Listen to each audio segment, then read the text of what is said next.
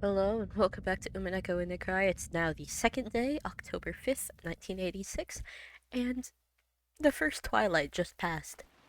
And I am really scared. This will be the second upload for today because I could not leave this alone for another week after seeing all of that. So you guys get to deal with me twice in one day. Okay, let's see. Hold on. Let's check the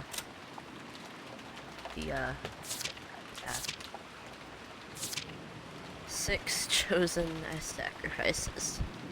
So if what I think is gonna happen happens, we're about to lose 6 of these guys. And I'm scared. Because I like more than 6 of these characters. Or sorry, I like more than there's 18 people on the island. I like more than 12. Which means the 6 left, we're gonna be dipping into people I like, and I don't like that fact. So, let's see. Genji tightened his bow tie and looked outside through a crack in the curtains. Maybe the rain had died down a tiny bit since the previous night.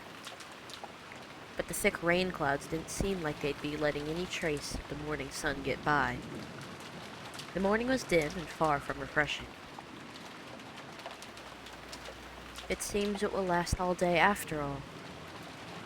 Sorry for keeping you waiting, Genji-sama. Cannon finished checking his appearance and exited the washroom. On their normal schedule, it was rare for anyone to have to suffer going straight from a midnight shift to an early morning shift. They were on a special schedule for the 2 days of the family conference. However, unless the typhoon passed today, the relatives' stay on this island would last until tomorrow. Cannon thought it best to be prepared for the special schedule to last an extra day.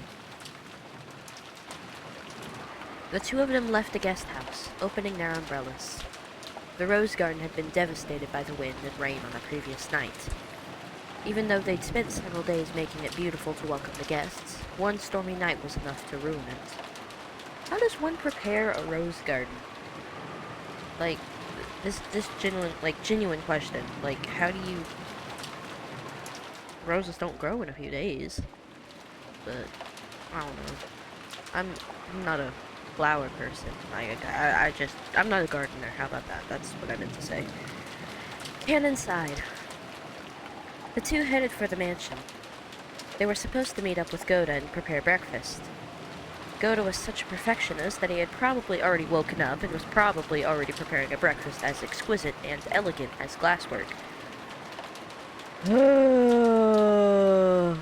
Hate that guy.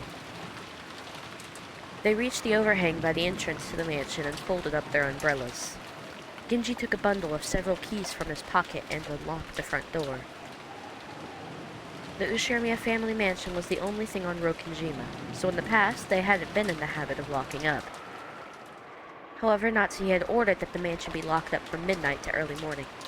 I can't recall, but I was a little confused on, during the bell tolling at the very end of the episode. You know, they hadn't shown Maria, but I can't recall if Natsuhi showed up at all either. I don't know if she was with the adults, or if she also didn't show up, because I know she, like, went to her room, so maybe it just didn't show people that were sleeping? Either way, I don't want her to be one of the sacrifices. Ever since then, unlocking the door in the early morning had become a part of the servant's morning shift. This task had been given to Genji and Cannon, so that Goda could start preparing breakfast as soon as he woke up. Silence had fallen in the mansion, giving the impression that the mansion itself was still asleep. Well then, let us begin the morning chores. Yes, sir. The two of them split up and began opening the curtains throughout the mansion. If the curtain stayed closed, the mansion would remain enveloped in faint darkness, as though it was still trapped in the previous night. Following a well-rehearsed procedure, Cannon went around the mansion, opening the curtains for one window after another without having to retrace his steps once. Even with this horrible weather, drawing the curtains made it feel just a little bit like morning. While doing that, he passed in front of the kitchen. Even though he hadn't smelled anything yet, his stomach started aching for some of Goda's prized cooking. I'd have to try Goda's cooking to see if that would make me like him any better. I doubt it. But I would like to try some. Good morning. Huh? He tried to greet Goda, who should have been getting breakfast ready, but Goda was nowhere to be seen. Fucking slacker. Ugh. Shirked his evening duties and doesn't even show up to do his job. The kitchen was darkly lit, and not only were the curtains not open, but the fan wasn't even running. It was still cold, without any trace of a fire being lit, so of course there were no signs of breakfast being made either. Though it would have been inexcusable, perhaps Goda had overslept. Probably. Even servants are only human. They sometimes sleep in and show up late. In the rare case that such a thing happens, it's part of a servant's code to hide the unsightly scene before anyone notices, smoothly cover it up, and make sure the family never even realizes that anything has gone wrong. Cannon took the receiver of the phone that had been fitted to the wall and dialed the number for the extension line in the servant's sleeping room. He couldn't hear that characteristic sound of a dial tone. Cannon tried picking up the receiver again, but even so, he couldn't hear the usual dial tone. He tried dialing again, but it had no apparent effect. Did someone cut the phone line? Oh my god. Oh, okay. Yep, everyone's in danger. They can't even call for help. Oh, man. Okay. Oh, okay. We are screwed. We are screwed. Could the lightning last night have damaged some machine, breaking the extension line? I don't think so. I think Beatrice is ready for this game to begin. The equipment in this mansion was all worn out. Cannon fully understood that even the smallest thing could have caused it to break down. He gave up trying to wake Goda with the phone and dashed over to the servant's sleeping room. Oh, man.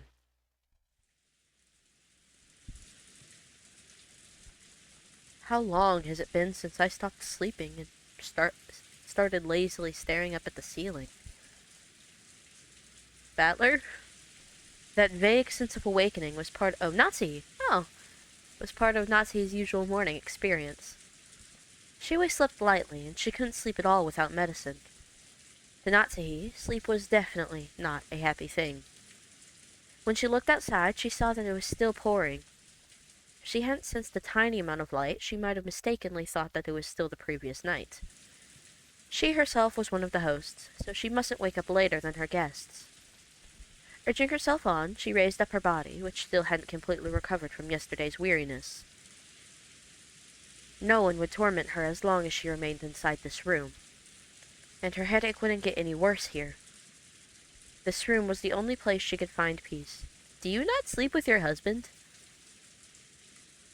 I mean, I wouldn't want to sleep with Kraus either, but, do you sleep in separate rooms? So when she left, it meant returning to the world where her husband's siblings kept trying to stab each other in the back. In that case, wouldn't it be better to just stay locked up in this room forever? That ridiculous notion brought a bitter smile to Natsuhi's face. She was starting to sound like Kinzo. I think she deserves the one-winged eagle crest. Though she often complained about Kinzo staying locked up in his own room and refusing to attend to everyone else, the truth was that she longed to do the same. Natsuhi gave her head a small shake, and her fantasy was replaced by the reawakening of her usual headache. Hey girl, I feel you. My head's been hurting at least once every day at this point. When she reached for the doorknob, trying to leave the room, her hand touched the scorpion charm that she had hung from it before going to sleep the previous night. Oh, that's nice. She put up the charm. It was Maria's charm, which Natsuhi had received from Jessica. Didn't Jessica say something about it having the power to repel magic? telling her to hang it from her doorknob. Maybe it was thanks to the charm that at least this room had been protected from the malice of her husband's siblings. As she thought this, her mood began to get a little more cheerful. Yeah, you find happiness in the small things, girl. I wonder if I have Jessica to thank for the little bit of peaceful sleep I had managed to receive. Then Natsuhi remembered. That's right. Last night I promised Jessica that I'd give her a charm of my own in exchange for this one, didn't I? Natsuhi opened a drawer on her dresser and took out an antique accessory case that she had treasured when she was a child. Inside, there were many small objects that Natsuhi had thought were valuable at the time. From amidst those, she pulled out a red pouch. Inside was a small, round mirror about 10 centimeters across. It looked quite old, but the design on the back of the mirror was very ornate, and it felt like something with historical value. Wait, how much is 10 centimeters? Let's see. Oh damn, that's a pretty big mirror. Handheld mirror, at least. How many inches is that, would you say? That's about 4 inches. Huh. I don't know, I don't use a handheld mirror, so I don't know how big, they usually are. I mean, I guess small enough to fit in a purse. Touch up your makeup. At the very least, it seemed much more authentic than the other charm, which looked like a plastic scorpion keychain. She had heard that this was a spiritual mirror for warding off evil spirits, and she had been given it specially by her grandmother when her grandfather's mementos had been distributed. It had been believed since long ago that a strange power resided in this mirror. Perhaps people thought it could reflect calamity and malice in the same way it reflected light. Natsuhi returned the mirror to its pouch. It would probably be a fitting object to hand over to Jessica. Just as she was placing it in her pocket, the sound of someone knocking on the door suddenly echoed throughout the room. Yes? Good morning, madam. It is Genji. My apologies for waking you so early. I'm coming now. What is it?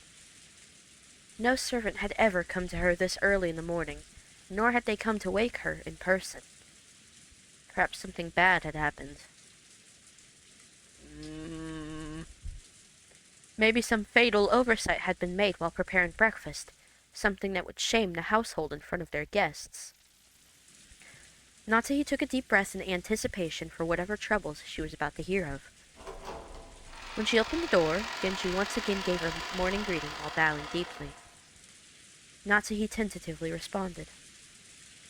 Good morning. Did something happen? My apologies. It would seem that the telephones had broken down due to the lightning last night. The extension telephone isn't working, so please forgive my coming to see you directly. The extension telephone isn't working? That will be troublesome. Will it be possible to fix it? I'm afraid we don't know the location of the damage. Later on, I would like to call in an expert and have him repair it. Question. How will you do that if the phone isn't working? Does that mean we'll be unable to have it repaired until after the typhoon passes? Then it will remain broken down for the duration of our guest's stay. That's not good. Will that hamper our efforts to care for our guests? We will do all we can to ensure there are no problems. Very well. I'm counting on you to make sure we have no blunders. Natsuhi let out a small sigh of relief. She'd been prepared for the worst. But damage to the telephone wasn't the kind of trouble she was worried about. Then again, even this would probably be enough to spark sarcasm from Ava. You don't have reinforced extensions? How could you ever have such an oversight? Living on an island? Oh. Natsuhi gave her head a light shake. Are the preparations for breakfast proceeding well? About that, actually, As to that, we haven't been able to find Goda. That's why you never should have hired him. Did I spell Goda's name wrong? I'm just realizing, I think I spelled Goda's name wrong in the description of the the last video. I always get confused on the placement of the H, and that's my bad. The arrangements for breakfast have yet to be carried out. What did you say? You heard me. Good is fucking good for nothing.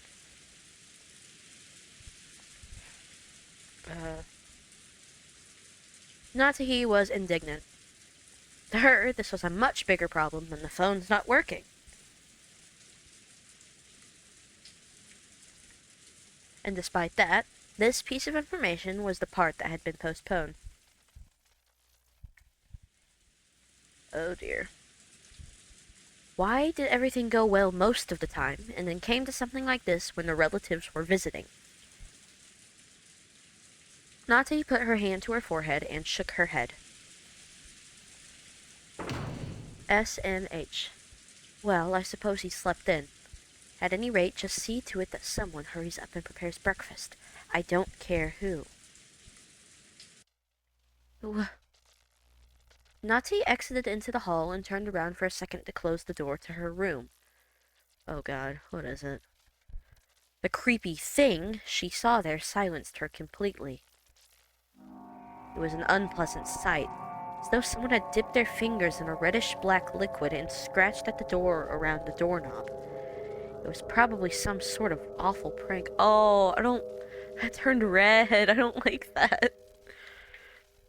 Arranged by some person who wanted to make it look as though they tried to force their door with bloody hands. Oh, Natsuhi, you are one lucky lady. You were probably on the chopping block. What sort of prank is this?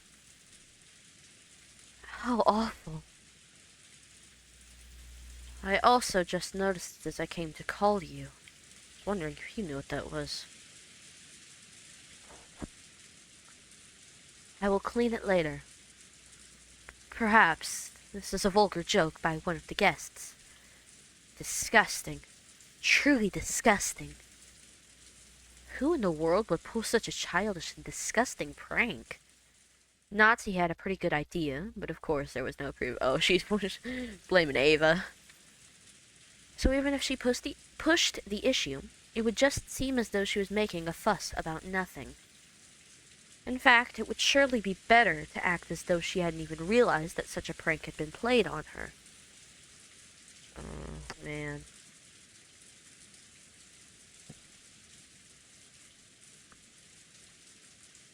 Natsuhi gave the order to have it cleaned and headed off to the parlor with a squeak of her heels.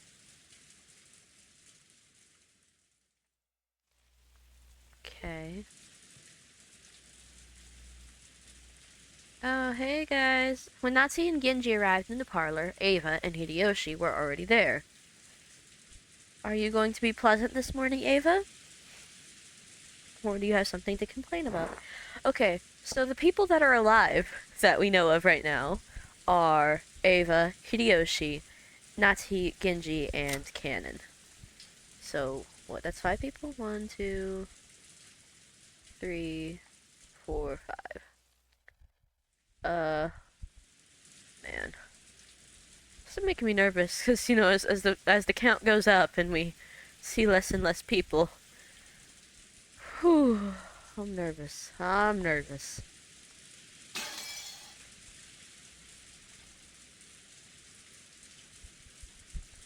Good morning, everyone. Morning, Natsuhi-san. Heard Goda-san would be making us breakfast, too. About that, actually. My stomach's been getting all excited since I woke up.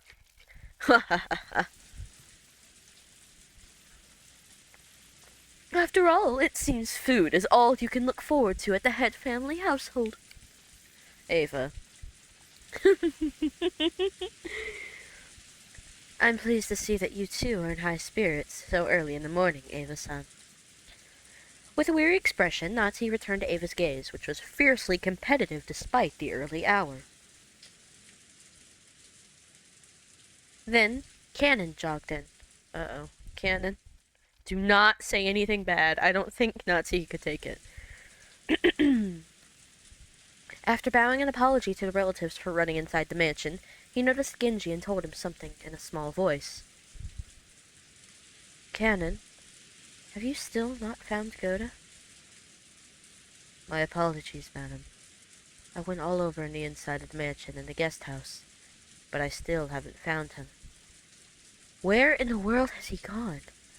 At any rate, breakfast is a higher priority than finding Goda right now. See to it immediately. Yes. Canon glanced at Genji. It seemed he had something else to report, but was uncertain whether or not the words should come from him. Genji nodded and decided to give the report himself. Madam, it is not only Goda. Stop it. Stop it. Your husband is also nowhere to be found. Yes! Yes.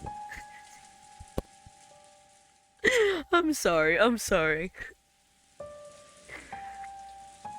My husband? Yes. Even before visiting you, I went to his room. Oh, okay, so you guys just don't sleep in the same room. That's fine. Tell him breakfast wasn't being prepared, but I did not find him there. Furthermore, he is not the only one missing. Don't say who else. No. No, stop. No, wait, hold on. No. Rudolph, Kiri, no. Rudolph-sama and his wife and Rosa-sama are nowhere to be found. Stop. I was fine when it was Kraus. I was fine when it was Goda. But Rudolph and Kiri? No. I should have okay, hold on. That's 1, 2, 3, 4, okay, 5. That's 5 people. Oh gosh. Not in the guest house? Nor the mansion? Yes. They were not in their rooms in the guest house either. When she'd heard that Goda was alone was missing, she assumed he had slept in and was loafing around somewhere. However, now that she'd learned that several of the relatives were also nowhere to be seen, she began to take a slightly more optimistic view. Could last night's family conference have continued all night? Up until the present moment? I really want to believe that, but, oh god. If so, they might have wanted to cool their heads after being shut in a stuffy room. Going out for walks on their own through the rain. I don't know who would do that, but okay. The part about cooling their heads really sounded like something Kraus would say. Goda had probably been summoned to accompany them and aid them in some way. Goda was not a man who lost track of time. He had to understand that preparations for breakfast would be hindered if he did not return. However, maybe the family conference had continued up until this very moment, with an atmosphere that would make it hard for anyone to slip out. Yes, that theory would be quite convincing for Natsuhi. She remembered the illusion she'd felt that morning, as though the previous night had never ended. When she learned that the feeling wasn't just an illusion, she once again took a deep, weary breath. After all, that banquet of filthy vultures circling Kinzo's property was still going on. Perhaps they were still discussing the inheritance somewhere in the garden, or maybe the beach. At any rate, if we don't call Goda back, we'll never be able to begin preparations for breakfast. So what are you saying? Are Nisana and the rest all still continuing their discussion? Oh, I went southern again. She had planned to say it in a small voice. Oh, that was... But Hideyoshi overheard Natsuhi and managed to grasp the situation. Nissan and Rudolph sure are tough. Maybe it's just youth in Rose's case. Just a bit after midnight, the two of us were so tired that we headed back to bed. Though I do remember that Nissan and the rest were still having a heated discussion at that point. Men certainly are unpleasant when they get all fired up. Natsuhi snorted, her face still blank. Cannon, search outside. You find Goda, tell him to return immediately and begin preparing breakfast. Certainly. Natsuhi-san, we don't know for sure that they're outside, do we? Couldn't they also be inside Father's study? As if he'd let them in there. Come on, Ava. I see. That's certainly possible. I don't know what path their conversation took.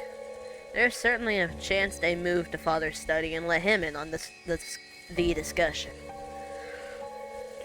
I can't imagine that Father would willingly let them bring such a detestable topic into his study.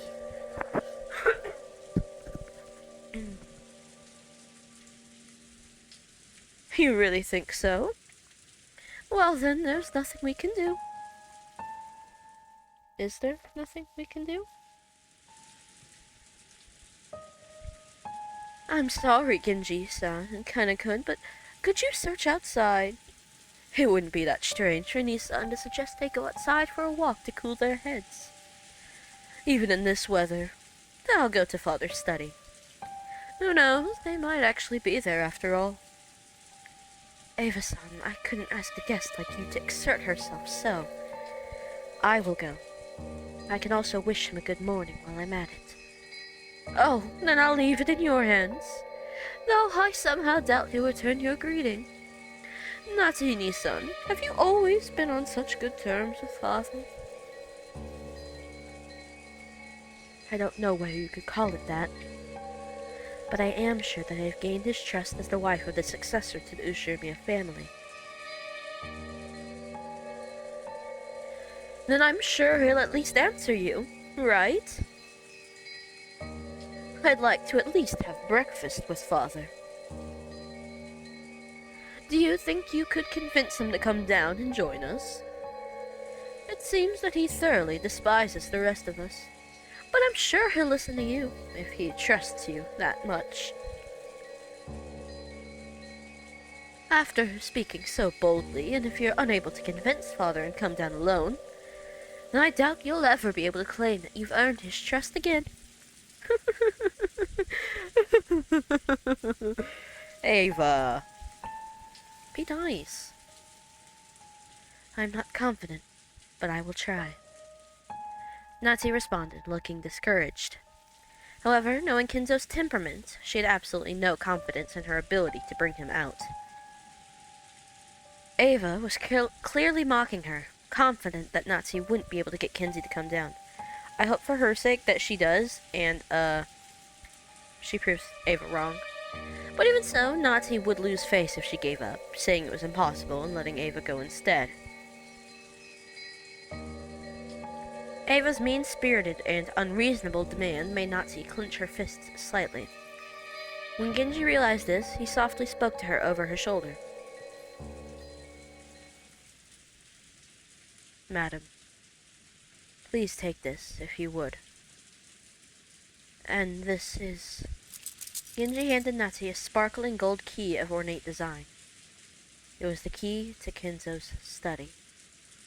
Oh. The study had an auto-lock and couldn't be unlocked as long as Kinzo forbade entrance. However, since Genji was especially trusted by Kinzo, he was allowed to carry a key to that door. Hold on. I thought of something. Key. Chosen by the key. Just, the mention of the key. This worries me. This worries me.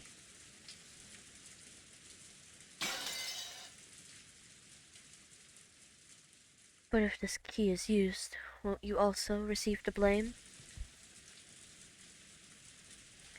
When the master is sleeping deeply, simply knocking on the door will not suffice. And it would be more difficult to persuade the master to leave his room if he must talk through the door. Please, use this. Genji. Until now, Natsuhi had thought of Genji as a cold servant who wouldn't do anything for her, since he worked directly under Kinzo. but it looked like she would have to alter her understanding of him. She wanted to communicate her gratitude, but by then, Genji had already turned his back on her and was walking down the corridor with Cannon.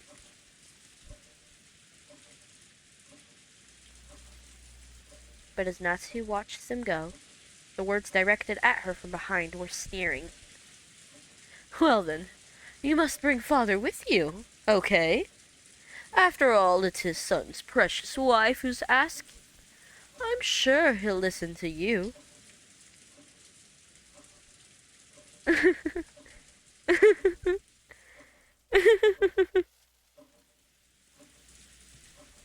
We're guests, so we'll just relax here at our leisure.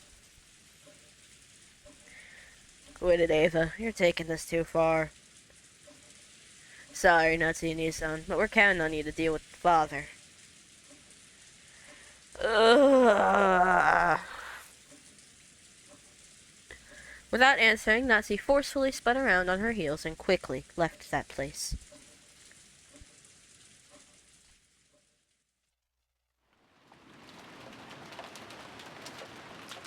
After all that excitement the previous night, there was no way anyone was going to wake up early.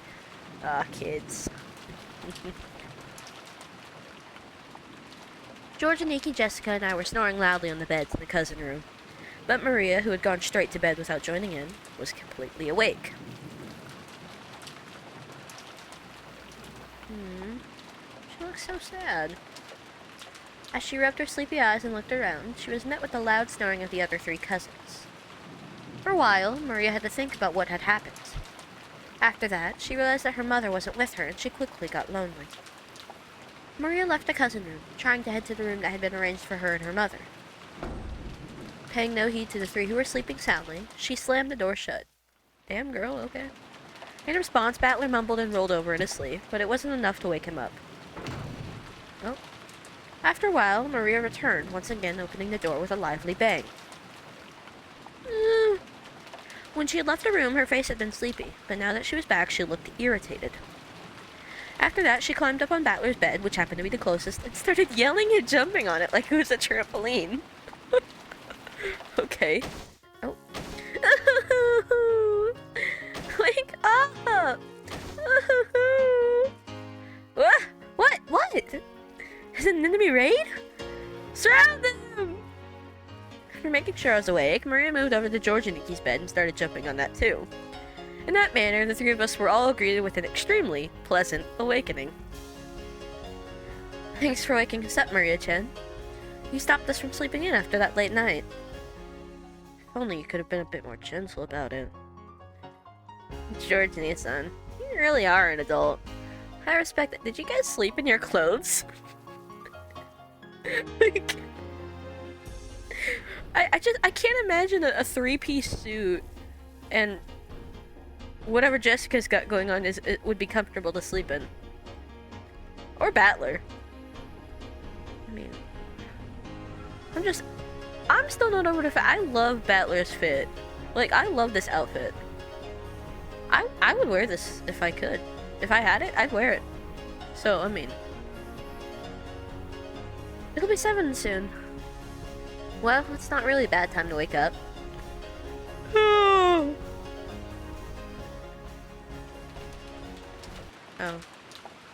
Oh wait.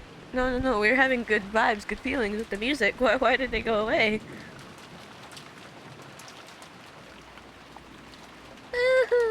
Mama's not here. Aunt Rosa? She wasn't in her room? I wonder if she's already woken up and gone to the mansion. Not here. Mama. Maria kept groaning, ooh, and looking unhappy. She didn't exactly seem lonely because her mother wasn't around. It was more like she was irritated and thrown off balance because her mother wasn't where she'd expected. If we could just tell her where her mother was, that alone would probably calm her down. But unfortunately, we had no way of knowing where Aunt Rosa was, except that she wasn't here. Anyway, it's time for breakfast. Let's head over to the mansion. Hey, about that. That's right. Maria, let's go to the mansion together, okay? sure Aunt Rosa will be there too. Hmm? Mama's in the mansion? Then I'll go there. Ooh. Yeah, guess we should go to the mansion. Our parents have probably already gone there. And someone's looking forward to seeing a certain response from a certain someone. Wait, okay, hold on. Who's been accounted for? Because, okay. So, 1, 2, 3, 4, 5, 6, 7, 8, 9. That's 9 people accounted for. And there are...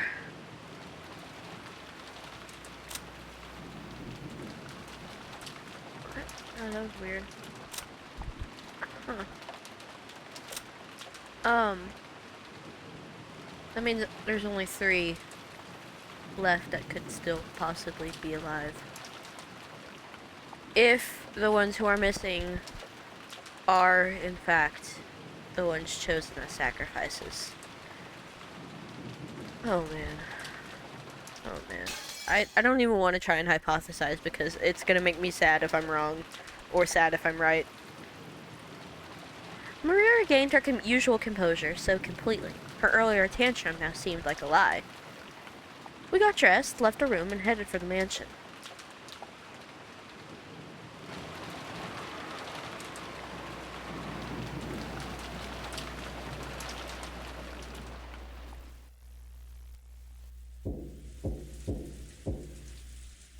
Once more, there was a knocking sound on the study door.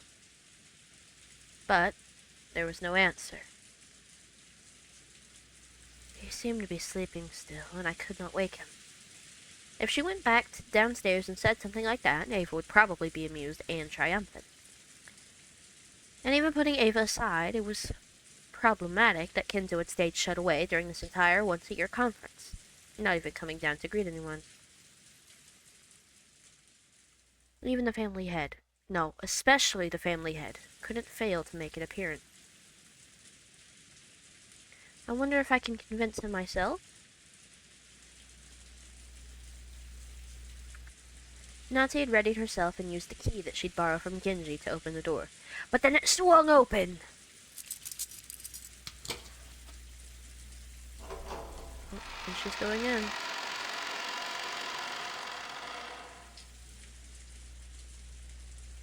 Even though she was prepared for the sweet stench, which seemed to eat in one's brain as it poured out a small crack in the door, she couldn't help but grimace. Thinking that he might still be sleeping, Natsuhi entered the room quietly. But he's there, sitting up, awake!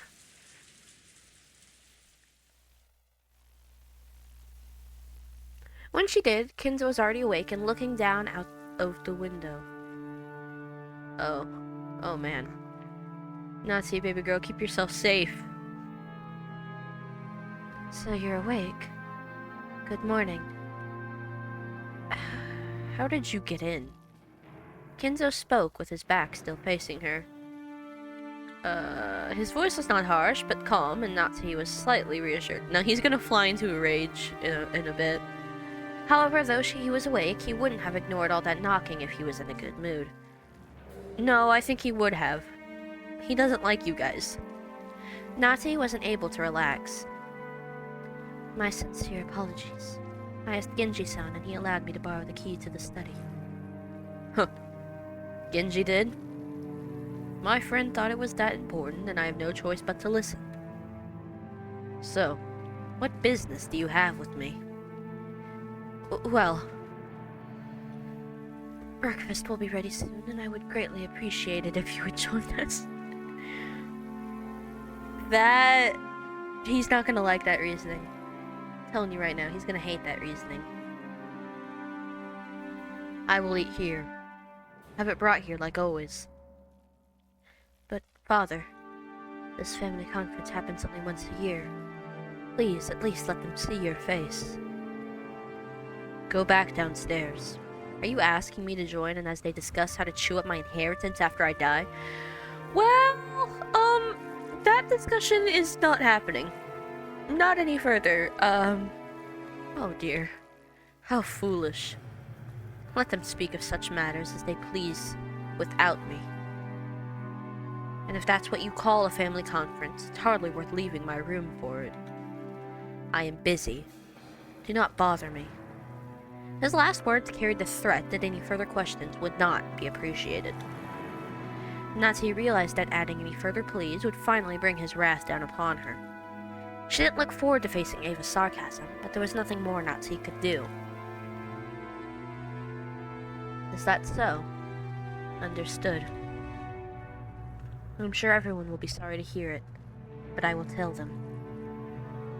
Natsuhi decided to give up. Bowing silently, she tried to leave the room before Kinzo's spasmodic temper could flare up. Oh man. As she did, Kinzo spoke to her. His voice was so calm and gentle, it felt like it came from an entirely different person. Natsuhi, it has been quite some time since you married into the Ushirimiya family. Yes, it has been many years since I was first permitted to bear the name Ushirimiya. Do you sometimes long for your previous family? No. Marriage means abandoning your birth family. I'm Ushirimiya Natsuhi.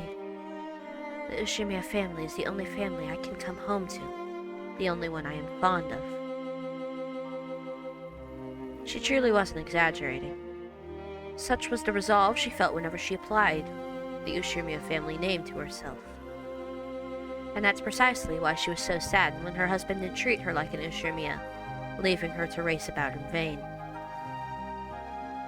If Kraus were a woman, and you his husband. No, I won't say that. What do you mean by that, father? Natsuhi was shocked. Kinzo's words just now were what they seemed. It would have been more than enough to make up for all she'd suffered up to that point. Forget it. It's just the nonsense of an old man. No, it's okay. I want to hear this nonsense. Kinzo once again faced away from her. He told her to forget it, but Natsuhi couldn't help feeling a warmth in her heart. Father, even though I, Natsuhi, am not connected to you by blood, I am still your daughter. I will most assuredly see to it that your honor and glory and everything you have left behind are protected.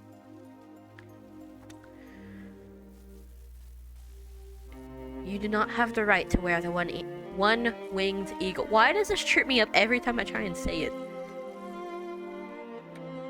However, the one-winged eagle is surely engraved in your heart.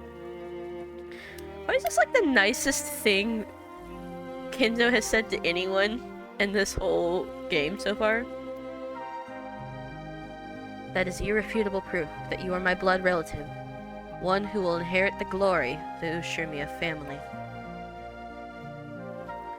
Some will sneer that there is no eagle on your clothes, but such words are not worth lending an ear to.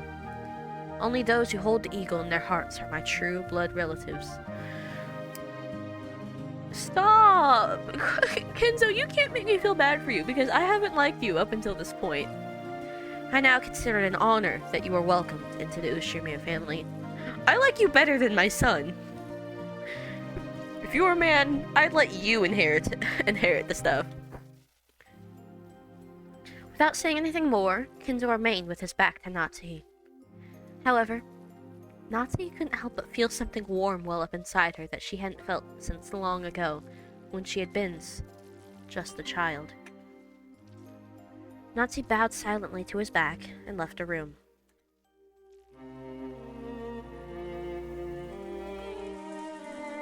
Good timing. How is father? You were talking so long, I came to check. When Natsuhi left the study, she saw Ava climbing the stairs, and their eyes met. Ava was smirking unpleasantly, thinking that Natsuhi would leave grudgingly after failing to convince Kinzo. However, the way Natsuhi was now, such a frivolous laugh would not disturb her. She was not permitted to wear the family crest in her clothing, but she was permitted to wear it in her heart. So she spoke calmly, clearly, and confidently, with the dignity of the one who would protect the Ushirimiya family's glory. Father said he would not join in on the family conference. He says he has no interest in discussing such obscene matters. I figured you'd say something like that. If you failed to persuade Father, just say so. How pitiful. I'm beginning to see why Father lamented so. What do you mean by that? Oh, she got you, bro. She got you, Ava. Natsuhi did not answer. Just as Kinzo had done earlier, she showed Ava her back as she headed down the stairs. Ava finally realized that she was being made fun of, that something had happened to quickly bolster Natsuhi's confidence. Even so, she apparently didn't have the courage to risk Kinzo's wrath. Unable to even knock on the door, she could only click her tongue, making a motion as though scratching at it, and follow after Natsuhi. So, were Nissan and the rest there? Did you ask Father about them? I didn't get the chance to ask, but they were not inside the study. Father would never let them into his room to discuss such a lowly topic. It was unlikely he knows where they went. Let us go downstairs and wait for the servants to return from their search. Breakfast may be late, but how would you like some tea, Ava-san?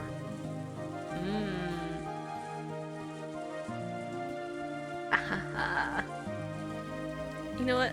I'm liking this Natsuhi. That would be fine.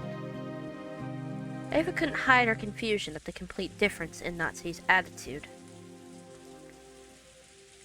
She was acting so boldly, and while Ava hated to admit it, she even had a sense of dignity about her.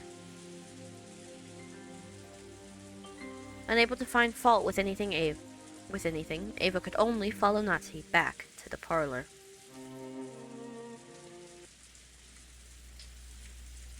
When the two of them returned to the parlor, Hideyoshi had been joined by the 4 children and Nanjo. Okay, Nanjo and Kinzo are alive. That leaves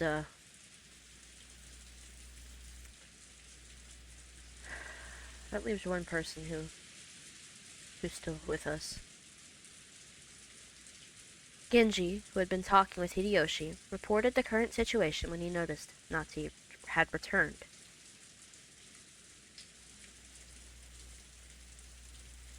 You still have not found my husband and the rest?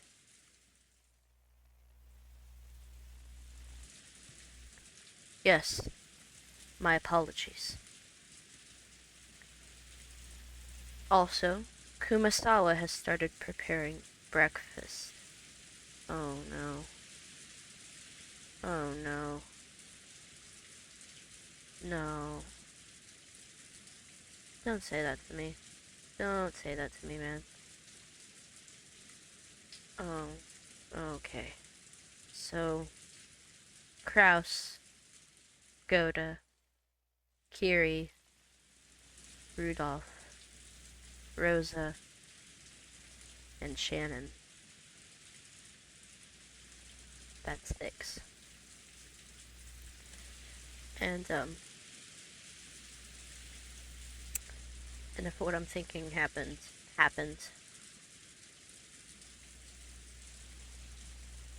I'm gonna be really, really devastated.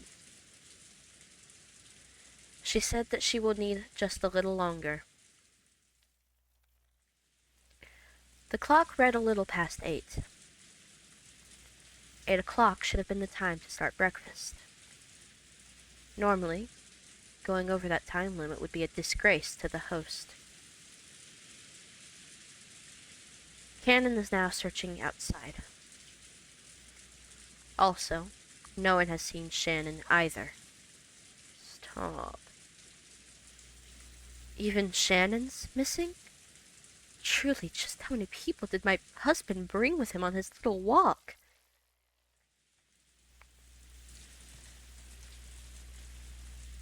Just how many people had gone missing by now? Now that this number was this large, it was starting to feel truly unpleasant, as though the people here were the only ones being left out of something interesting. I wouldn't say that. At least, that seemed to reflect the feelings of the children, and Maria in particular. She was indignant, her stomach grumbling, almost as though her mother and the others had left her alone to go off and eat something delicious without her.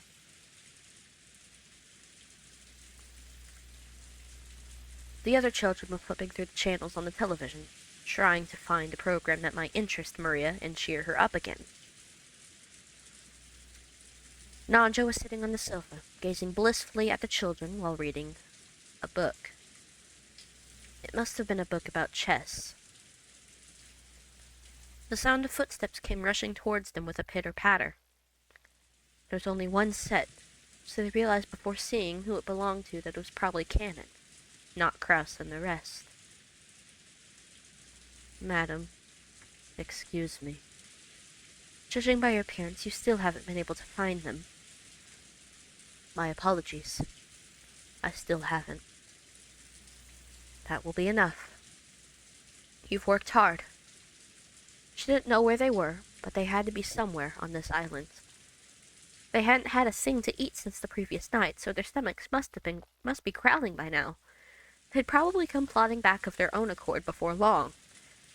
By now, Natsuhi was thoroughly exasperated and started to feel that there was no reason for them to go out of their way in search. I will go to the kitchen and prepare some tea for all of the guests. Thanks to both of you for all of your hard work so early in the morning. Natsuhi left the parlor, acting as though the release of tension had caused a new surge in her headache. Cannon tried to call her back, but Natsuhi left swiftly. What is it? Was there something else? Yes. I was unable to find your husband or anyone else, but, well... Cannon sounded evasive. It looked as though he didn't know where they were, but had spotted something that might be connected to their disappearance. Ava and Hideyoshi noticed this exchange of words and came over. They'd probably picked up on something strange in Cannon's behavior. What's going on, Cannon-kun? Did you find Kraus, Nissan, and everyone else? Actually, the Rose Garden storehouse looked strange. What do you mean, it looked strange? It was, how should I explain it? Cannon hesitated once more. His tone wasn't at all what you'd expect from this usually fearless boy. Seeing this, Ava and Hideyoshi looked at each other dubiously. What do you mean? Oh, sorry. What do you mean? Are you saying Nissan and the others were inside the storehouse? No. I'm going to inspect the inside now.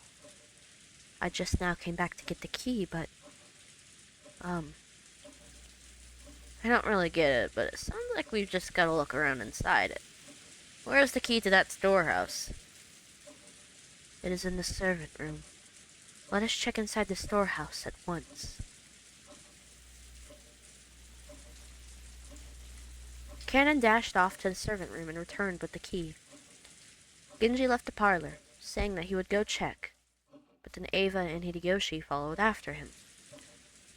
What was this something strange about the storehouse that had caused the usually fearless Cannon to hesitate? It was still pouring outside, but perhaps their curiosity over to something that Cannon couldn't talk about won out.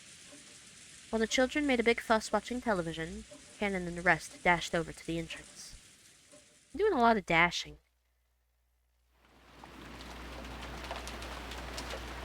But, don't hate me for this. But I'm gonna end this episode here. I don't think I can handle whatever is in the storehouse, and I don't think I want to do that today either. So I'm gonna leave that for, I'm gonna make that a problem for next week, and we'll see then. But, before I send you guys off, I did update my,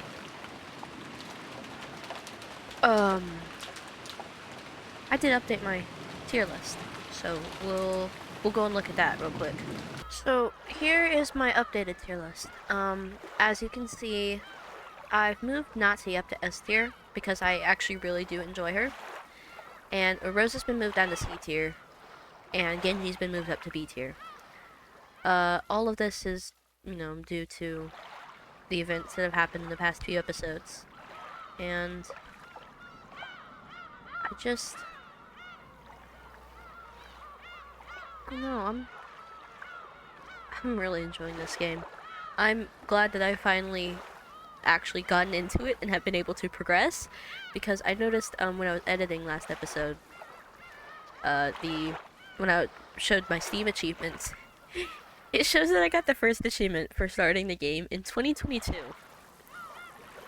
That's how long it's been since I've been wanting to read this. And considering I just got the one achievement last episode, I did not make it that far. So, seeing this. I'd really like to thank you all for sticking around for yet another episode.